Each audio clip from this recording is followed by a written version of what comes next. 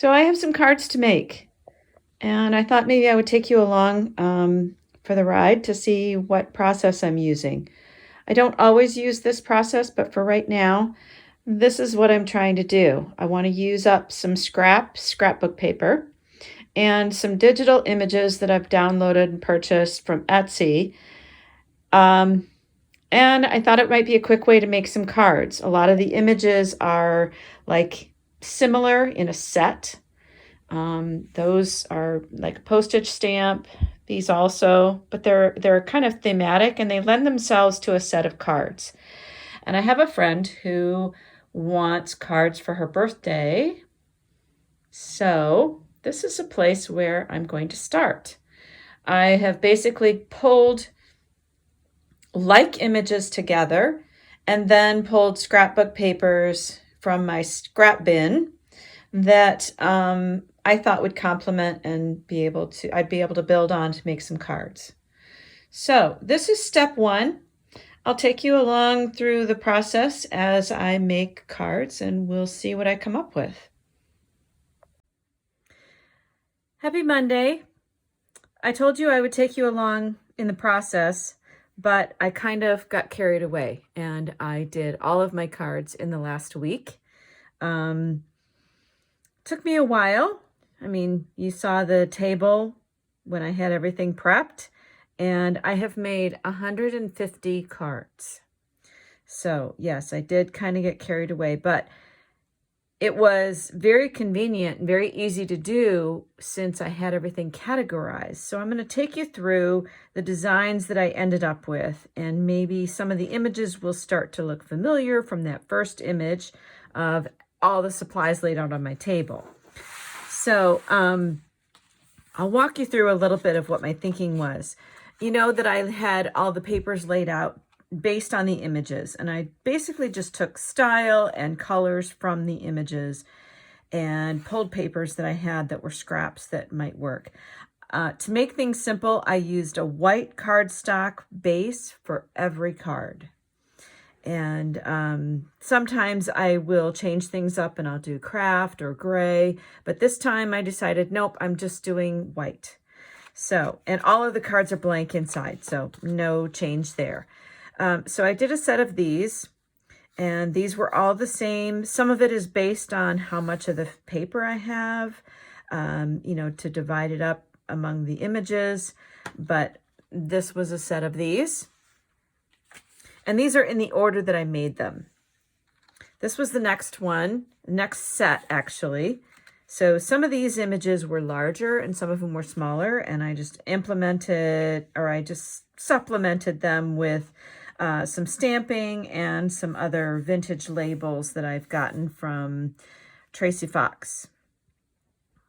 And you can see that I cut the paper based on what size scrap I had. I didn't have enough to do it this way for all of them, so some of them I cut this way.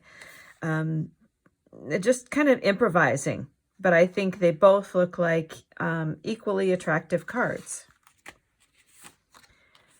These were another set. The green paper, I did not have enough for all of the images to go all the way across, so I changed the size on that. Some of them look better with the pink, some of them with the gold. So the tabs are a little bit different, but basically the general style is the same. Another one here. This one I had 12 of these butterfly images on the bingo cards and the vintage ephemera. And I had enough of this paper to do every card the same. And honestly, I love every one of these cards because the butterfly images are just so beautiful. So that was a fun set to do, and I think there's like 12 of them. This was another one. Some of these I don't love, but they work, and I started again with the images and pulled scrap papers that I had that might work okay. And honestly, they work. They're a card. Here's another set that I had. There were 3 or 4 of these images. This one is the only one that has kind of a purple or burgundy or navy image. So I compromised and did purple. These two, the other two have this orange background.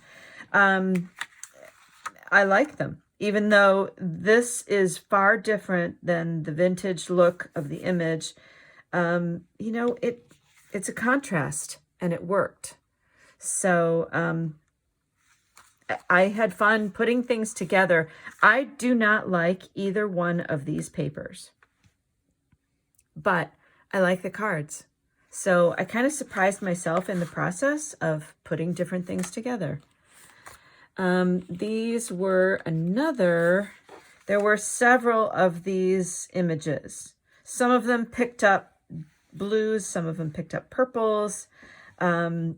Some of them, you know, were kind of a cross between. I didn't have enough of this paper to do the collage the same for all of them. And some of them, it really didn't work as a standalone. It needed the purple. So I like how they are very similar in card style, in design, but they have some uniqueness to them. So those were fun as well. This set, there were like, it was started with this image, and these were all very different.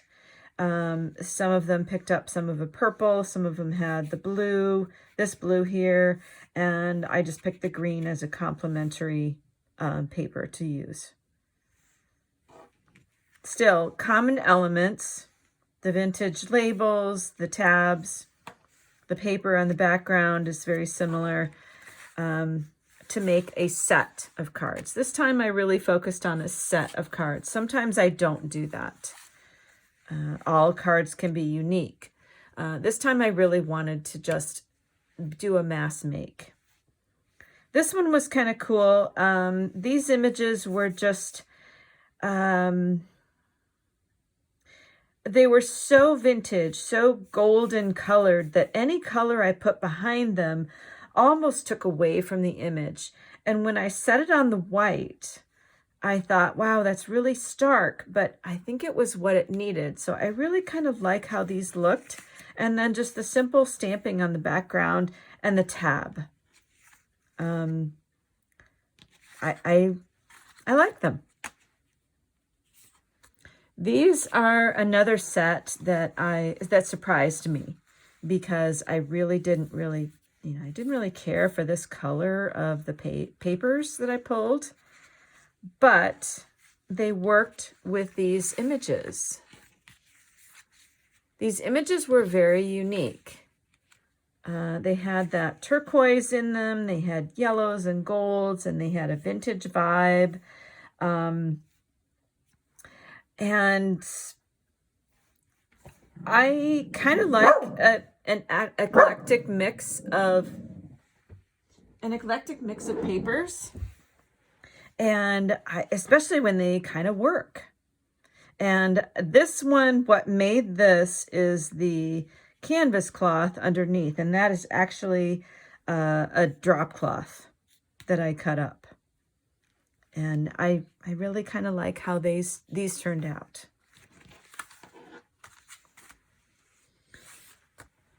This one kind of stumped me. These bird images, they were, to look at them all, you know, they're pretty bland. They're gray. There's not a whole lot going on with the images. They're all birds. Most of them are owls. A lot of them, you know, a couple of them have a little bit of color in them, but not a lot of color. And so for these, I was thinking, okay, thematically, how do I want to display these bird images? I can go totally rustic, which is kind of like the owl images. They lend themselves to rustic, but then I was afraid they would just get lost. And so when I thought about some kind of stamped image, to make them look more elegant, I really liked this stamped image here. And then I had all this space up here, And I wanted to incorporate different papers that would pull colors from the images to complement the card as a whole. And so I wanted to be able to change that up. And that's where I came up with the idea of the flags or the banners, and one accent color that would pull out from the image, and the rest of them pretty much standard. So you'll see that I really only varied this color, this flag right here. All the others are the same. And this, surprisingly, this is one of my favorite designs. And this one is my least favorite. And I think it's because for this, there was only about 4 or 5 of them, thankfully. There wasn't enough color, or these were not big enough to have enough color impact. This is the most colorful of the images.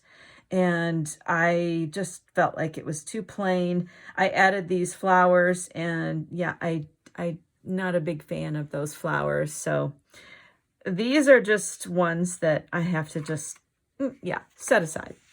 I'm done. These two, actually, there was like 14 of these. I really kind of like the play on the black and white. There were varied colors of the background on these postage stamps for the butterflies. And so it was nice to be able to pull black and white and have them go with everything. And I really kind of liked how that came out. Again, very different, a little bit more modern or abstract than some of the vintage of the other designs.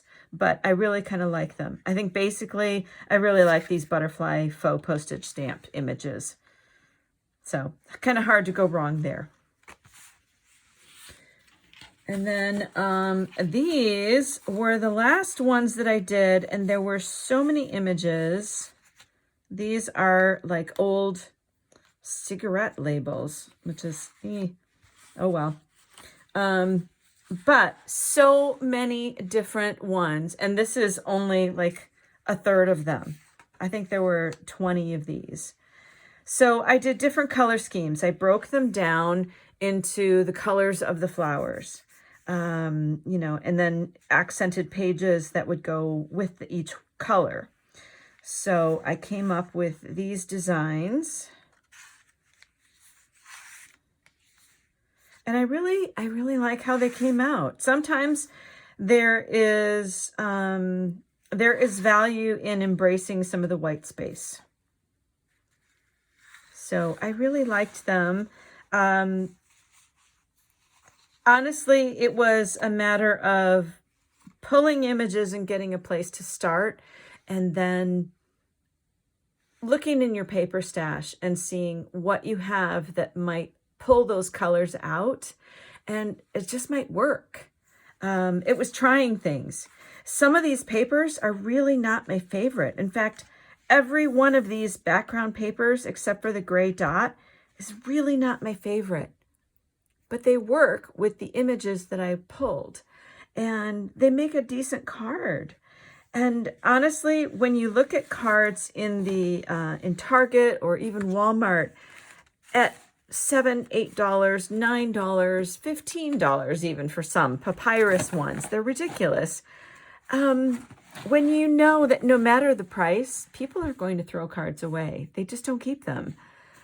And I enjoy making them so much that I needed to set perfection at the door and say, I'm just going to play and have fun with these. And I'm going to use up scraps. I did not cut any new pieces of paper except for the white cardstock backgrounds. And I had a blast making them. So thanks for coming along for the ride. And thank you for everyone who has subscribed. I am now over 100 subscribers, and I'm really excited about that. Thank you. And I'll see you in the next one.